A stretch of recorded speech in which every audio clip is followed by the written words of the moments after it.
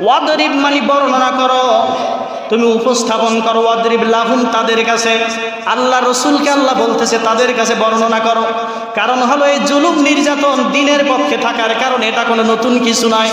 হে রসুল, তোমার উপরেও জুলুম আসবে, নির্যাতন আসবে, বরঞ্চ দুনিয়ার জমিনে যারা হকের কথা বলবে, যত পয়গাম্বার দুনিয়ার জমিনে আছে, এই সমস্ত ম্যাক্সিমাম পয়গাম্বারদের উপরে তগুতের পক্ষ থেকে জালেমের জুলুমের নির্যাতনের শিকার হয়েছে, ঠিক কিনা?